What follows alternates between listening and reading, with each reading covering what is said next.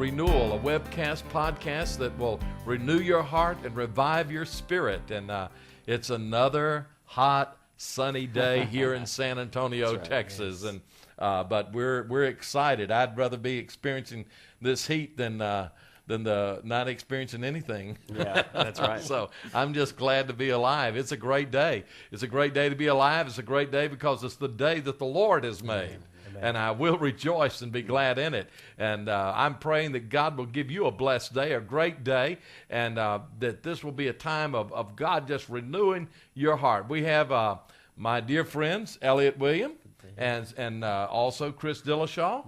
And thank you guys for being here with us again today in this Renewal broadcast. And so we want to talk today, our subject. We've been kind of working towards, we talked about failure. We talked about brokenness. We talked about forgiveness, and we want to continue along that lines. But I think we've got to deal with a subject today that I'll guarantee. I sound like a South Louisiana guy now. I guarantee that every person listening to this podcast has had to deal with it at some time or another. If you're watching it by webcast, you've had to deal with this thing and its bitterness. We've all had to deal with it, and the reason is, hey man, this is the way life is. Yeah. People hurt you. Since the time of the fall of Adam, there were two brothers, and one killed the other, and jealousy and strife, and I don't care who it is, or somebody's going to hurt you. That's right. And so bitterness comes. So let's talk about that a little bit. Elliot, what is bitterness, first of all? Where does it come from? When you think of bitterness, what is it that you think of? Well, when I think of bitterness, I think of just imprisonment, just keeping someone in a prison, someone maybe that offended you or hurt you or wounded you in some way, and then and you keep them in that prison and just throw away the key. You don't want to let them out, because of your bitterness. Mm-hmm. It's an interesting thought, imprisonment. But there's actually a scripture about prison. Mm-hmm. In relationship to bitterness or lack of forgiveness. Remember the two servants? Yes. And one servant was forgiven of what we would say be, something he could never pay back. Mm-hmm. Yeah, great debt. Mm-hmm. And the other, and he went and found a fellow servant that he refused to forgive of a small debt. Yes. And so the master heard about it, and he turned him over to the torturers. Yes. And so I think there are a lot of people. I think you're right. There are a lot of people in prison. But one thing and you comment on this. One thing I'd say about your imprisonment: the greatest person in prison is the person who's holding those keys. He doesn't know it, but he's locked himself. He doesn't have that other guy, because that other guy can go do whatever he wants to do. Yeah. But you put your own self in prison. And I think that's the key. I guess that's what I should have said. You're the one that's in prison now that I think about it. Right. Because that person is going on about their business even after they offended you, and yet you're still in that prison. Every time you see them, you get all tight and in a ward, and you cannot worship. You just can't. You just can't be yourself. You're not free. You're not liberated because you're still in that prison of bitterness. Yeah, and we're going to come back and talk about this.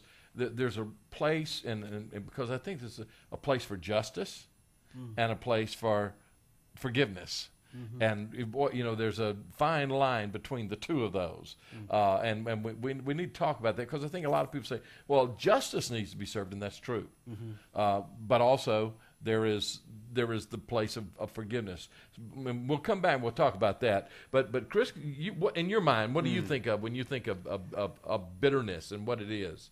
For me, I see it as kind of going along with what Elliot did with the word picture there. I see it as a stone or a dead place in my heart that I'm holding on so tightly to as a result that somebody's offended me, and I'm holding on to that dead place or that stone in my heart so tightly that it's just an inability to forgive someone else. They've wounded me in such a way that I don't want to let go of that hurt. Maybe it's because of that hurt is the only way I can validate how I'm feeling, and so I hold on to it so tightly that I just become bitter, and as the scripture would say, a root of bitterness comes out in my heart because I'm holding on so tightly to this that I'm not going to forgive. Just like I brought one question up for Elliot here. Let me bring one up to you on this. Is it really an inability, or is it a choice? Is it that we're not able to, or is it that we choose not to? It most definitely is a choice, but I think because the reason why I wanted to use that word inability is I think it's because we're holding on so tightly, we don't feel like we have any other way to do it. If Elliot has offended me, then I feel like I have a reason to be bitter, and so in my mind, it's a mind game. This inability is a mind game that I play with myself in a sense of I'm going to refuse to do it, and so it may literally render me with this inability to do so. Okay, but it definitely is a choice. But let me kind of take both of y'all's illustrations here and put them together. I think it's only an inability in the sense that you have placed yourself in Absolutely. prison. I've put myself in there and I've thrown away the keys. Right. But, okay, and I'm going to challenge you again on that. But there is a key. Yes. And that key, if you know Jesus, right. there's a key. Yeah. And that key is the grace of God, because the grace of God's been placed in your Absolutely. heart. And we'll come back and talk about the grace and justice and all of those things. Let me give my illustration. You guys shoot me down on this. I look at it as a wound.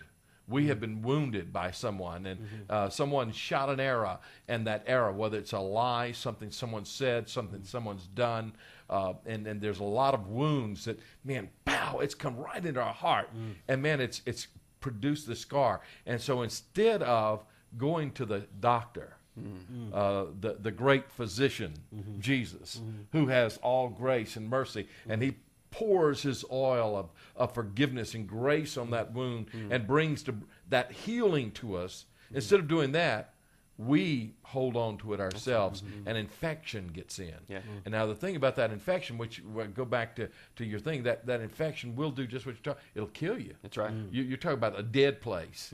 That infection will kill you spiritually, and going to your thing, it'll imprison you. And so it's something that's. At what point is the infection self-imposed? I may get a scratch and not know it and get infected. But what role do I play in infecting myself when the infection is bitterness? Well, I think when you make the choice, the moment the wound comes, you have to forgive, and you have to draw. And I know you say, well, hey man, you don't know what I've been through. Yeah. Well, that's true, I don't. But I know what Jesus went through. It was my sins that put him on the cross. That's right. And so what I did wounded him.